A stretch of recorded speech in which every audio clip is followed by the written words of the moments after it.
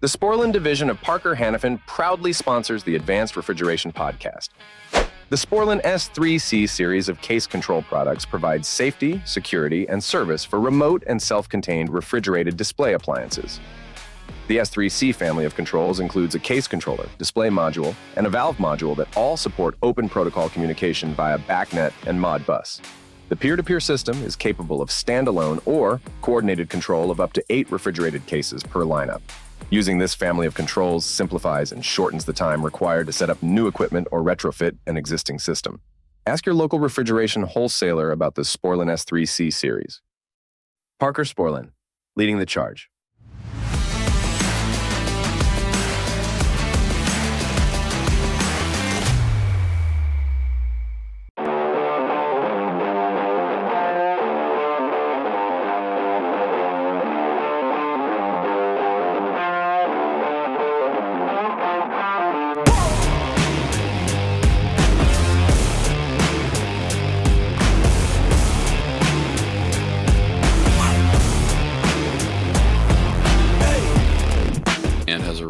That every time you say you're sorry, you owe that person $20 if it's nothing that you can actually control. And actually, it was funny. So the weekend that I went to go visit her, I think she was up to about $320.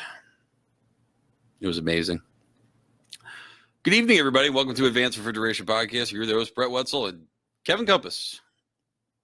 What happened? You look upset. No, I just fucking this whole defrost schedule on microthermal, and for some reason it like wigged out and reverted everything back. So now I gotta redo it all again. It's irritating. Dude, I reset my internet. I don't know why you're coming in very choppy. Really? Yeah. I don't know if your kids are on playing Minecraft or no, what. they're not here. It's you. Damn it. Am I choppy? No, clear as can be. Dude, you you keep pausing. Turn off your camera for 1 second. I just want to try something. All right, now talk. Hello? Yeah, that's better. It's your internet. You don't have enough bandwidth. I shut off my camera and it wasn't my bandwidth. Whatever. Yeah, it's that piece of shit computer you got. Anyway. What's up? You got something to tell everybody? First, I want to hear about your week, and then I'll share. Oh, about my week? My week's been just an absolute fucking dumpster fire, you know, as you have on your arm or leg or wherever the fuck it is. I got that just for you. I know. I've been doing a bunch of case startups, and they've been just a lovely, event. Like, it's been like one thing after another. Today, the electricians decided they pull all the wire, and I'm like, oh, cool, everything's pulled. And then I'm like, oh, cool, I really hate my life right now because you guys... Like halfway through it, I like started looking at it. I turned the first set of cases on. I'm like, okay, the opposite cases are getting cold, so we got a problem. I'm like, awesome, great job. And I'm looking. I'm like, I started toning them out the toner. I'm like, something's not right here. Like, what's going on? And then I started looking more, and I'm like, oh no, this is wrong. And then I look some more. I'm like, oh shit. So what was it? The guy pulled the fucking store backwards. Wait, what? What do you mean pulled it backwards? Everything was backwards. Like, everything. I don't think I understand. What do you mean backwards? Like, he pulled the store, like, he had the print flipped upside down. Come on. Yeah. They're labeled with what circuits they need to be. Yeah, not when they're pulled to the wrong case. And let me guess, the wires that actually turned on the solenoids or the EPRs were those were like pi valves, and yeah, it was in the same board. This is on a remote panel downstairs. So that's just a reprogram though, right? No, it wasn't. It was like move wires and like because I was trying to make heads or tails. I didn't know what was what. So I couldn't just reprogram it because I didn't know what I was reprogramming. I guess it's time for an as-built. We're just going to rename this case. Now it's not A3. Now it's not B4. Man, that's the other problem. This is like at one of these old beat up Chicago grocery stores that has been remodeled and changed ownerships like it's under its like third corporate banner. So That's amazing. Sounds yeah, fun. I was so mad. And then the fitters were like just flying around me. Like usually they're never ahead of me. It was at the point where I'm like, you guys need to slow down. Like I hate you right now. You're making me look bad. I'm not fucking getting this done. I was like, I'm not getting this done by myself. I had to have one of the fitters come help me because I'm like, I can't figure all this out by myself. I can't be in two places at once. Amazing. I was like, oh, you gotta be kidding me. I can't win, honestly. Oh, that sounds just lovely. And then it gets worse. So I'm looking at the manufacturer for the case. Didn't put any hand valves in the case. What? Yeah. Is that because the customer requested type thing, or is I that don't know. They have their own in-house maintenance, and I would imagine they are not going to be very happy when they don't have any hand valves in there. So that's really dumb. yeah, so I'm like, this is cool. Not very happy about this. And then I'm looking, I'm like, wait a minute. Like, why are the anti-sweat heaters not working? I'm like, there's power to them. I'm like, the fuck's going on with these? Looking more. Do they have the door ones? What's that? Do they have the door ones? They do, but there's this particular case has them where they're all set up, and so all you have to do is land power on the fans. Well, all the fucking neutrals that are supposed to be bonded together at the terminal block, all the bonding strips are missing, except it's random. So like the fans are working because those were bonded, but the anti-sweat heaters weren't for the doors, but the frame heaters were because they were bonded. It was different in every case. I'm like, you got to be kidding me. So it's okay. This is cool. Sound it. Yeah, it was not cool. I was slightly irritated. Far from cool. Yeah, it was far from cool. It was very disappointing, to be honest with you. I'm just like, I messed with that, got everything back going, and then I had to go move some scissor lifts because one of the guys left the scissor lift in the middle of a dock area because that was a good idea. Yeah, I saw what happened the other day at the one store. Which store? The one where you had to move the scissor lift in hurry. Oh, yeah. We had the apprentice, which it's my worst fear, to be honest with you. He hit a spring head at a store. And it was bad, but it was also like the least destructive spring head hit I've ever seen in my career. Like it honestly did not make that big of it was a bubbled off area. It was maybe like 30 foot around, and it had a couple cases in there. And he went up the lift and he caught the spring head pipe on the edge of the lift, and like it just stopped, and he bent it up, and I look over and I'm like, no! And he had the handle in his hand and he yanked it back because he panicked, and it just ripped the fucking 1-inch line clean off. And then, of course, the store didn't have the key to the fire room. They lost it. So this is going on for 30 minutes while the two apprentices were squeegeeing. Thank God there was 2 open site drains there, and it was all going in there for the most part. But yeah, it was a shit show. It looked like it. I saw like how much water was on there. Like I've never, knock on wood, I've never done that. Yeah, the only thing close that I was on site when someone was basically de-icing a case with a flamethrower. They were taking a big like a propane torch that you hook up to a propane cylinder, but they use it for like torch down roofs, right? So they heat up the adhesive on the one side and they roll it out. And so we're supposed to de-ice these huge ass evaporators in this blast chiller or blast cooler. Basically, is to be able to take hot product and bring it down to 32, whatever, real quick. And we had to go out there and de-ice everything. So he brings out this big torch. I'm like, what are you doing with that? He's like, oh, I'm going to de-ice the coil with that. I'm like, why? He's because I've done it plenty of times. So he's up there. He's going back and forth with the propane torch. And I remember joking by looking up to the thermostat and was like, it's 113 degrees in here. The door didn't go to the very top. So even though we had the door open, all the heat freaking traps right up behind the sprinkler heads. Oh, And I think those go off at 123 or 131, somewhere in that range. So all of a sudden he was on at the coil and I heard, psh, I'm like, what'd you do? Thinking that he was like on there so long that he melted something where he had refrigerant in there. No, it just got so hot in the top of the cooler that it just fucking blew out the sprinkler head. dude, that is the nastiest smell ever. Because the water doesn't go anywhere. It's rancid. And thank God this is a 2-year-old store, so it wasn't as bad. But I've seen them go at like 30-year-old store. That has never happened. And it is just black, rancid water where it's just like people are puking. Like it smells like just the most rancid water ever. Oh my God, we had no idea. This was a big facility. We had no idea where the sprinkler shut off was. I will say this, when I'm doing big jobs now, like I'm definitely going to find out where the FCP room is and know what's going on. Like this is on our emergency game plan. We didn't even know where the fire room is, just well, in case it's a fucking sprinkler. Like starts yelling at me, and I'm like, dude, it wasn't my fault that you guys had the key. Like it was the most contained. There was 0 damage, 0. Like the only damage is the sprinkler head. And I go, wait a minute. Like I look at the plans. I go, why weren't these removed? Like, they were all supposed to be demoed.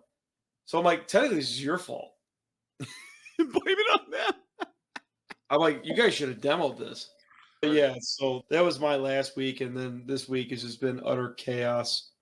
I'm in between retrofits, and I'm trying to learn how to make graphics somewhat like you.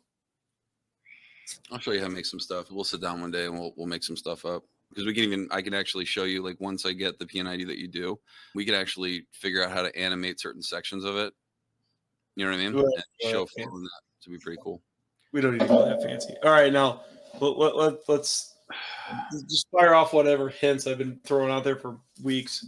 Dude, you've been waiting for this. All right, so by the time you guys have listened to this on Monday when it drops, my last day at CoolSys was on Friday. I had put in my resignation a couple weeks ago, and Kevin's been being a jerk throughout every single podcast since then. And I was just trying to be respectful. It's just time for me to go. I'm going to be doing some other things.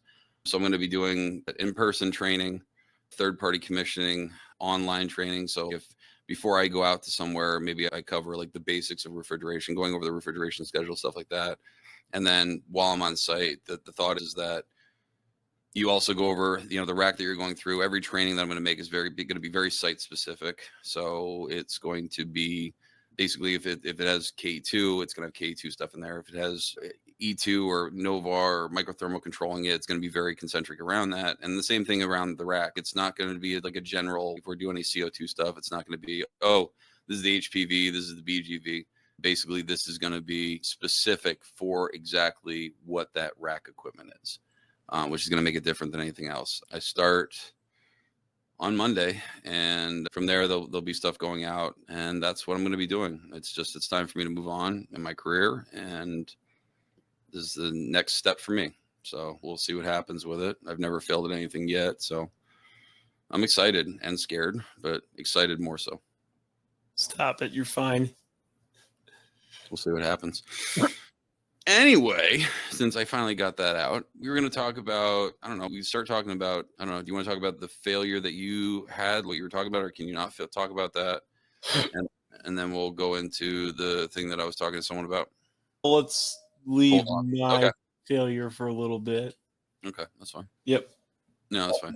So we were talking about different stuff. I've had someone call me about an oil issue, and I was limited on how much information. So unless I have all the bit of information, I couldn't log in because I was basically dead yesterday. I'm down in Houston this week training, and I was just, by the end of the day, like now I'm sunburned. I've been on the roof all freaking day, and I'm white as shit right now. But anyway, the guy had a continual low oil separator level on low reservoir level, and he keeps getting alarms for it. And as we talked about a bunch of times, it can be low superheat, just washing out more oil than what's intended. And I was told that he is, the rack is basically, it's getting 20 or 30 degrees of superheat even on the medium temp. And he said the superheat on the low temp is above the 36 points. So he's not getting any kind of flood back, even from the BGV. Like not getting anything crazy. He has a perfect differential all the time. He has problems where at night, like he's cutting off too much load and it's going from 100% load of the rack all the way down to 50%. So they're cutting out a lot, but it's not affecting the pressure of the differential between the flash tank and the medium temp suction. But he keeps getting these intermittent alarms. And I had one theory, you had another, and unfortunately, I don't think we have enough information to see what's going on. But what I was thinking is the HV sensors, like you can see it, like he graphed the HV sensor. This is, I forget what the manufacturer is, but basically it's not an advancer. They have the same similar type of, it's a Hussmann. I think it's a Hussmann. And they're using the input from the HV sensor and then closing an output on CPC on the E2 to basically get rid of the oil out of the separator to fill up the reservoir. And throughout the day, like in the beginning part of the day, probably for, I don't know, like most of the time up until about 2:00 in the morning, there's no oil like going over the reservoir. Like it's not filling up. But then at night, then it starts filling up. We've talked about before where if you're running transcritically, you're using a lot of oil, and it's almost like anything else where it just becomes, it's sailing through at such a high velocity that the oil, even a coalescing oil separator, doesn't catch everything and it just pushes all that stuff out. The other thing that what could be happening is maybe that the HV sensor, this is what I was thinking, where it's filling up too much. That's not just measuring that it's actually separating anything, because you can't tell me there's no high oil separator sensor on there. So we don't know how high it's going. So we don't know, there's only one sensor on the separator. So we can't tell if it's actually hitting a high, right?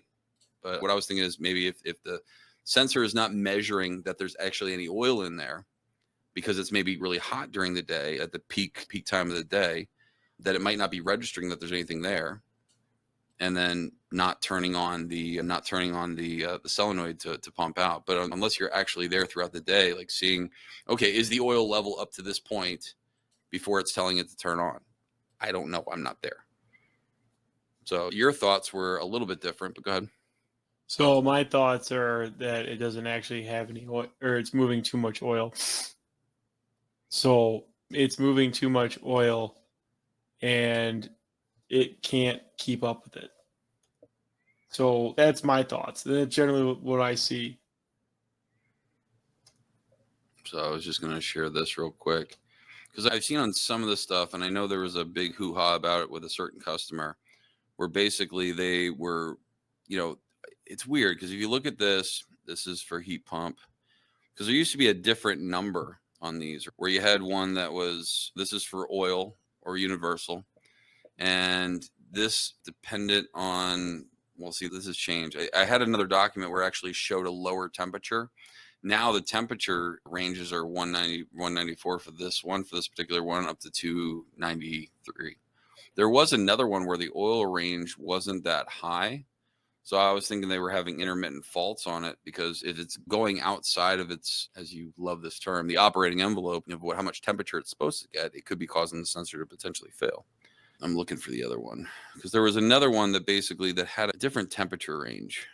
Damn it. And of course I can't find that one right now. I gotta ask Adam if I could talk about the other thing, because I think they're still testing the other thing. What theirs? Yeah. Is it out? Yeah, I think it's out. Okay. So every single Westermeyer level indicator now is up to, I think he said 313 or something like that. We gotta have him back on so we can talk about it.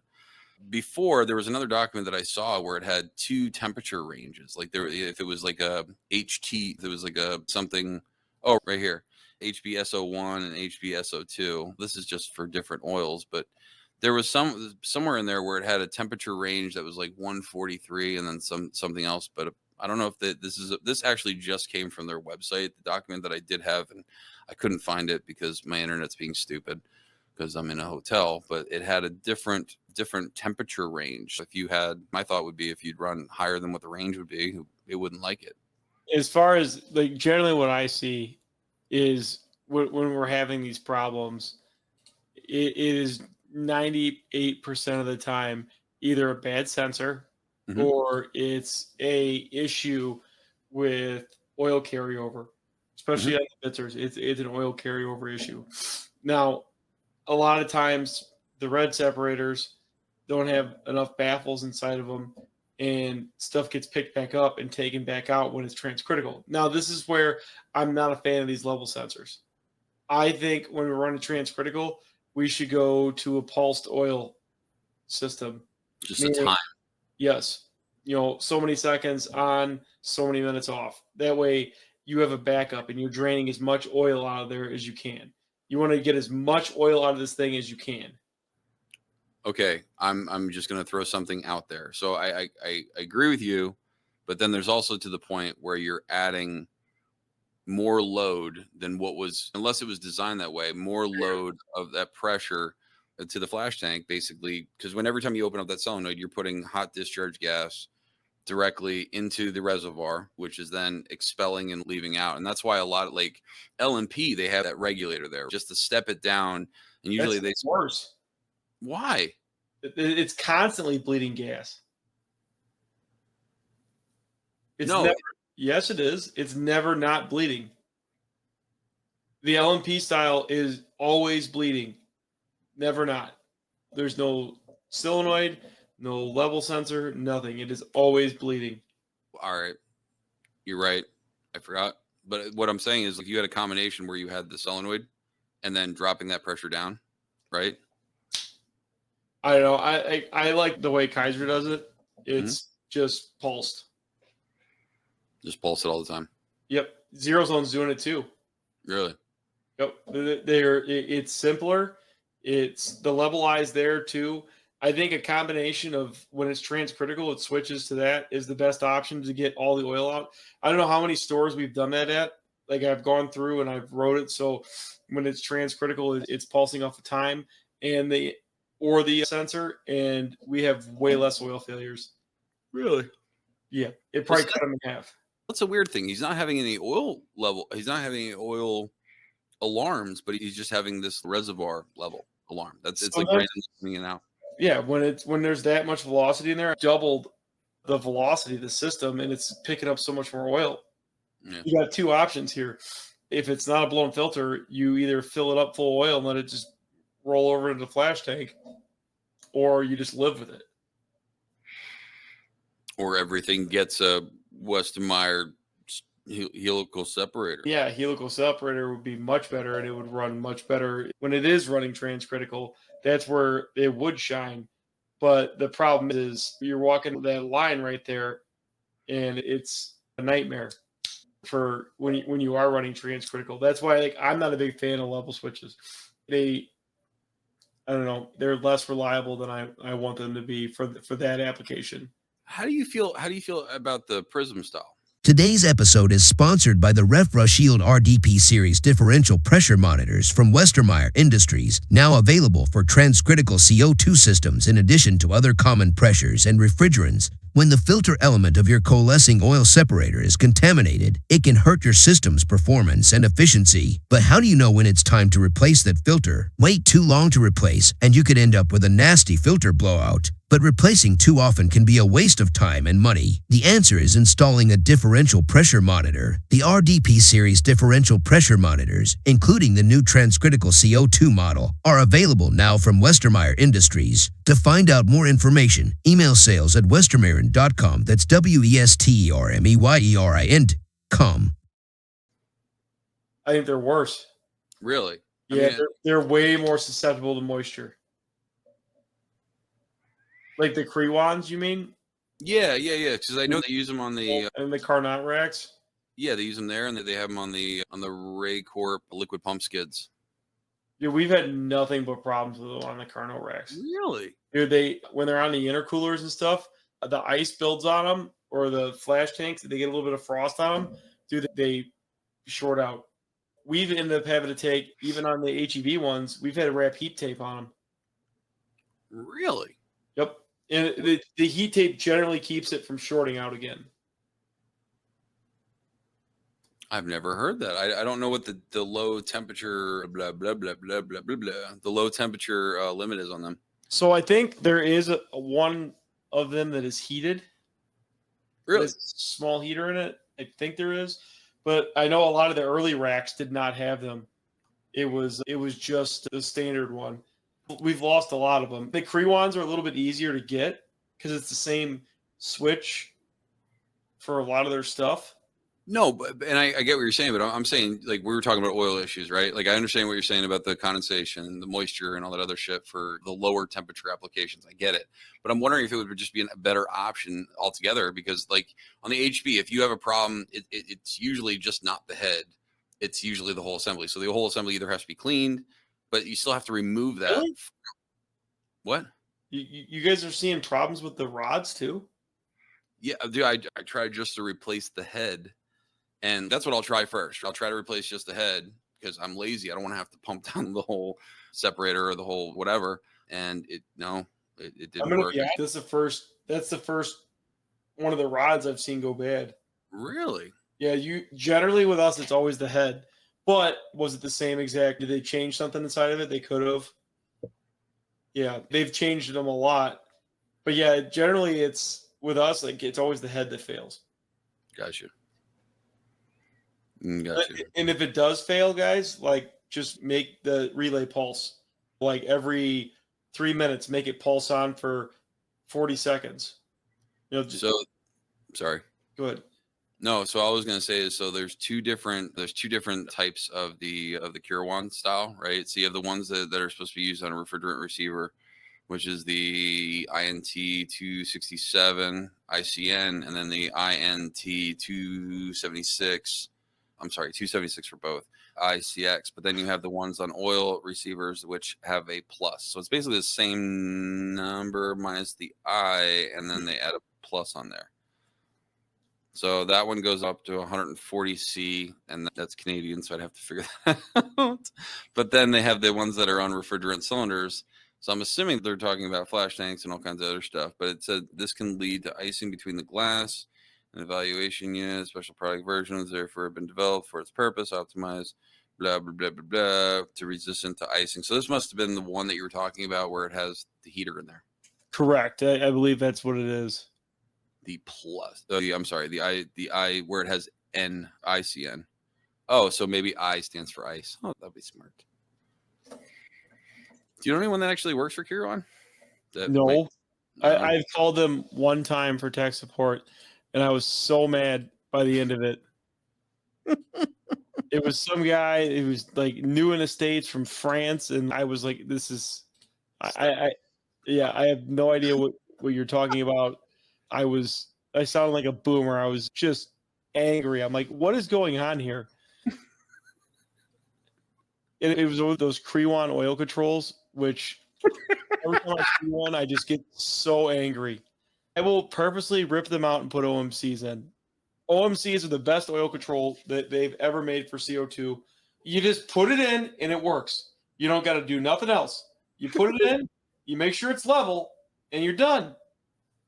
You don't got to sit there with your phone and adjust 48 parameters inside this thing. And then, God forbid, if it's tight, you can't even get the phone thing in there.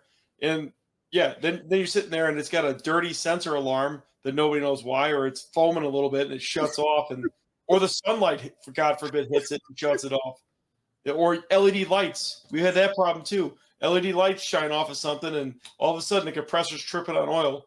You basically got to put a blanket over the top of it. Tuck it in at night. You got to tuck it in every night before the run goes. Yeah, or you're going to come in and you're not going to have any gas. Oh my God. You're not trying to be funny, but you're so fucking funny when you don't try to be. It's not funny. It's a serious thing. No, I know. It's a problem. And how comes the Copeland ones work? Because they just do. You get one that fails every once in a while, but the failure rate on those versus those black piece of crap Crewon ones it's not even close. Crewon's never going to sponsor the podcast, and I don't.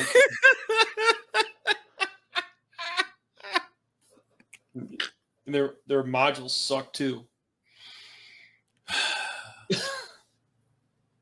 I just want a dongle in it so I can see, because I've never went through all the parameters. So I'll say this: I have an Android phone, and for once, something was built around an Android phone for once, and that's the only thing I will say.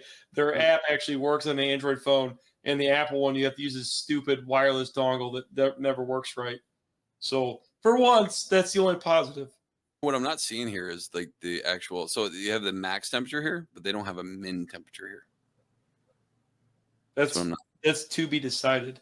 That's so when you call and say it isn't working, that they could be like, oh, it's not the min temperature.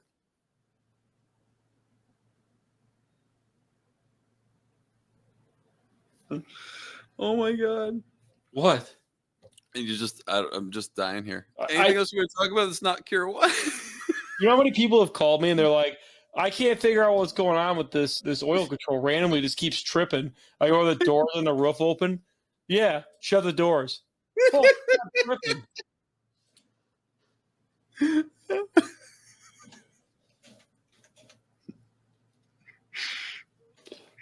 Yeah. That's amazing. That's amazing. Any other fun oil stuff? One of the other things that I saw in here, and I've seen this before, and I need to get more of an explainer. I just want to bring this up circling back to the HB stuff. The 0 to 5 degree. Yeah. I don't understand. Just because you don't want them. Oh yeah, all right, never mind. I'm an idiot. Never mind. Because I was just reading 5 degree, and I was like, oh, that means if they're at 0, they're not going to. But never mind. I just so I figured that out. I had a dumb moment. Yeah. Make sure. I will say this too. Make sure that the Allen keys are like nice and tight and they're like straight. And if you're gonna test the HB ones, not HEB, make sure you keep a sensor or an end to one. I usually if I replace one, I'll keep the rod. Mm-hmm. And what I'll do is I will keep the rod and then I'll put it in some oil in a cup and take it in and out and make sure that it changes. Mm-hmm. Like that's the easiest way to do it. When I was at NASRC last, that's what Rusty was actually showing. He had oil up in the front and showing the fact that that's how you test them, because apparently they're configured for that oil. Really? Right? Yeah. That's what I was told. I don't know. I have never talked to HB, but I did think so, because like when we were looking through the part numbers, remember I was like, oh, POG and POE. So I'm assuming that if you throw different oil in there, I don't know if it has to do anything with it, but the weight. Yeah. So I don't know. I've tried water and it works. Really? Yeah.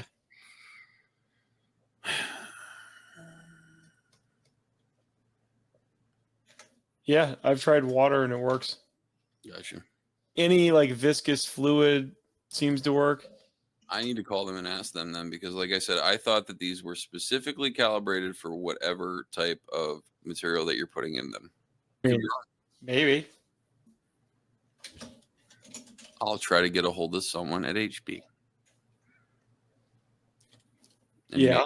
Maybe they'll talk to us. So the other thing when you're replacing these and you're doing it on an oil separator, mm-hmm. make sure that you use the correct tape.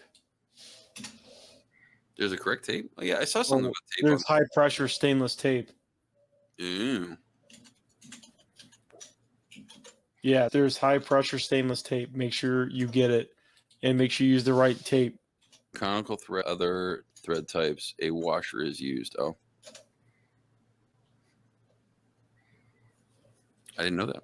I didn't know that there was specific tape for stainless. And apparently you're supposed to actually like torque these.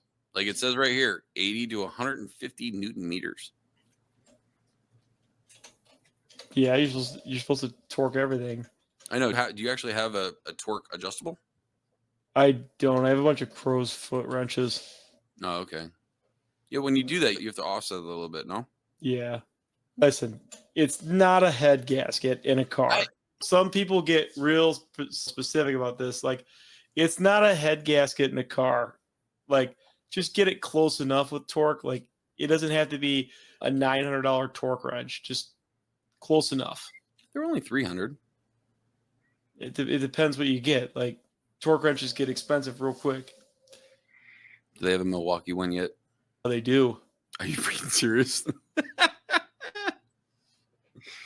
Oh, shit. Nothing pisses me off more than this multi-factor authored authorization. Jesus, I'm gonna like a brain aneurysm. Sounds it.